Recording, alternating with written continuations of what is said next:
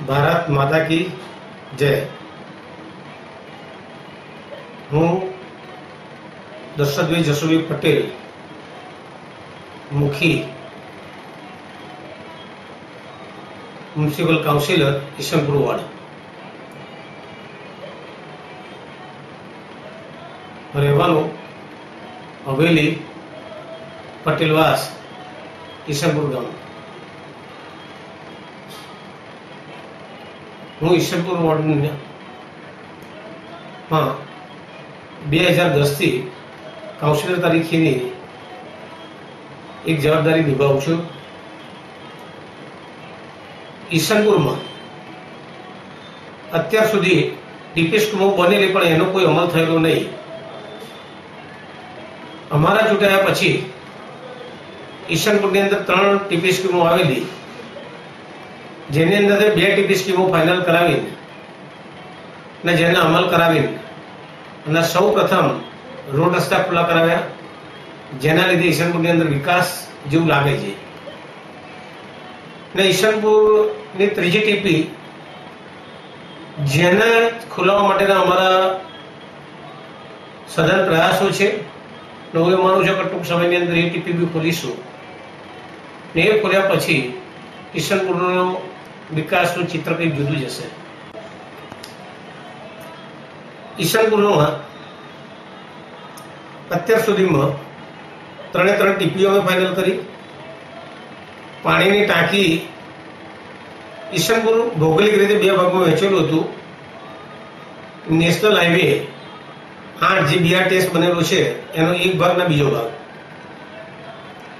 પાણીના વિતરણ માટે અત્યારે બીજા વોર્ડમાંથી ઈસનપુરની અંદર પાણીનો સપ્લાય ચાલતો હતો। એની ચિંતા કર્યા પછી સૌ પ્રથમ વખત ઈસનપુર પાણીના ટાંકીનું આયોજન બનેલું, તૈયાર થઈ ગઈ નેટવર્ક સાથે।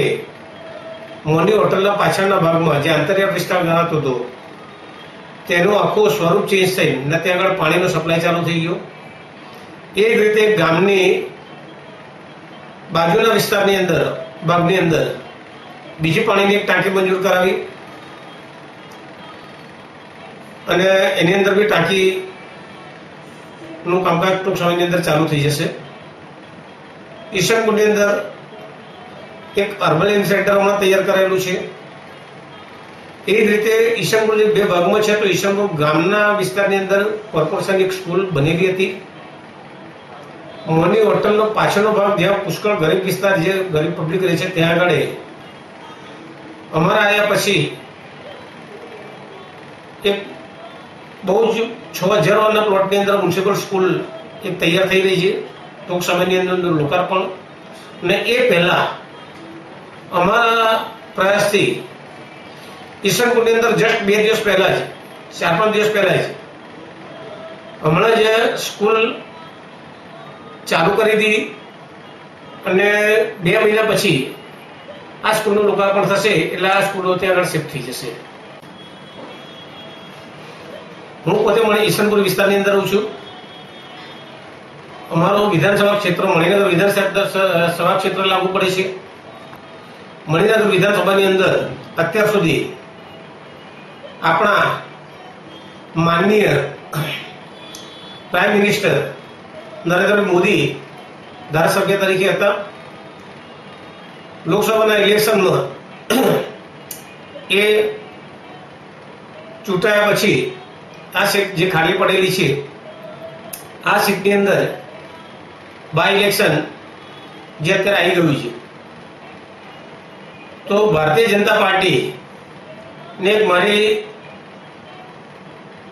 નમ્ર અરજ વિનંતી છે કે પાર્ટી આ વિધાનસભા જે ખાલી પડેલી સીટની અંદર જો મને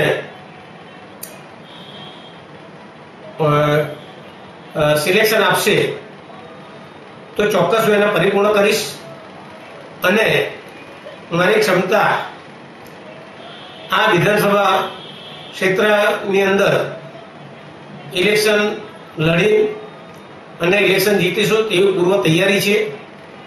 તો મારી પાર્ટીને વિનંતી છે કે મણિનગર વિધાનસભાનો જ્યારે બી પાર્ટી નક્કી કરે ત્યારે એક ચાન્સ મને આપે એ ભારત માતા કી જય, વંદે માતરમ. આ મણિનગર વિધાનસભાની અંદર પાર્ટી મણિનગર વિધાનસભા માટે જો ચાન્સ આપશે તો હું ચોક્કસપણે તેને નિભાવીશ. મણિનગરના 5 વોર્ડ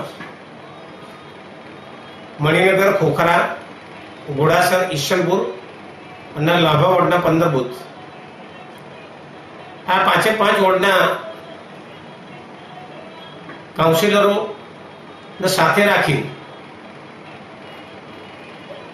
અને તેના હોદ્દેદારોને સાથે રાખી અને ચોક્કસ